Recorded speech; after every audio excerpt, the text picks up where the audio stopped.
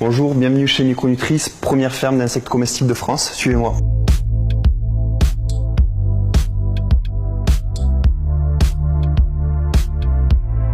Alors dans cette pièce, on élève des grillons pour l'alimentation humaine. Donc dans ces bacs, on a recréé un écosystème qui permet aux grillons de se développer de la manière la plus saine possible.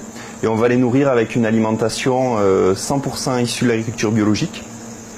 Et donc ce qui est vraiment fascinant dans la production d'insectes, c'est qu'un bac comme celui-ci va contenir 40 000 grillons, ce qui va représenter un équivalent protéique, l'équivalent de 1000 portions de viande. Les insectes, c'est une excellente alternative aux protéines animales, parce que les protéines d'insectes vont contenir tous les acides aminés essentiels, et le gros avantage des insectes, c'est que leur production va avoir un très faible impact sur l'environnement. Pour vous donner un chiffre, un élevage d'insectes va rejeter 100 fois moins de gaz à effet de serre qu'un élevage de viande classique.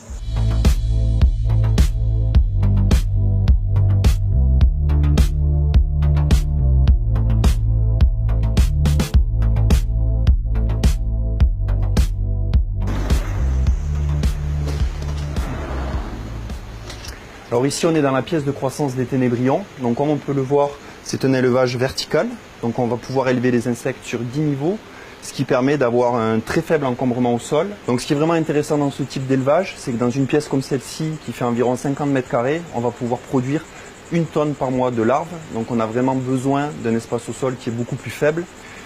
D'autre part, les larves aiment être élevées avec une forte densité, donc on peut à la fois combiner les logiques de bien-être animal et les logiques de production de nutriments.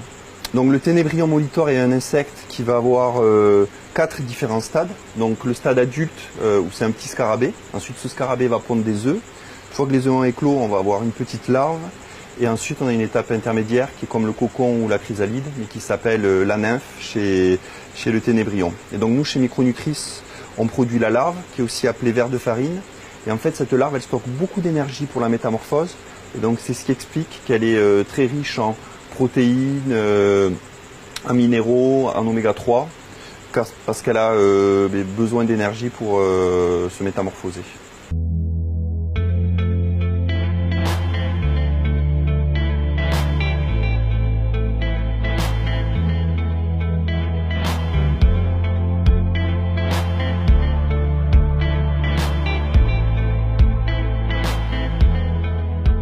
Une fois qu'ils sont déshydratés, on peut les utiliser tels quels comme ingrédients.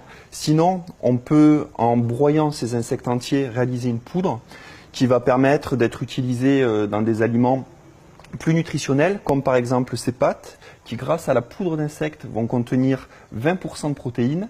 Et on a du coup des pâtes riches en protéines et on n'a pas besoin de rajouter de viande ou de poisson pour avoir un plat équilibré. On va avoir des produits apéritifs où les insectes sont aromatisés et prêts à déguster. On va avoir des chocolats où vraiment les insectes sont utilisés sur le dessus pour pouvoir découvrir les insectes comestibles de manière gourmande. Et des barres énergétiques qui sont riches en protéines, des minéraux. Donc c'est idéal pour le sport, soit en préparation de défis sportifs ou soit pour la récupération. Notre défi, ça va être de proposer des produits gourmands et gourmets aux consommateurs occidentaux qui ont peu l'habitude de manger des insectes. Mais il y a déjà 2 milliards d'êtres humains qui mangent des insectes un petit peu partout autour du monde.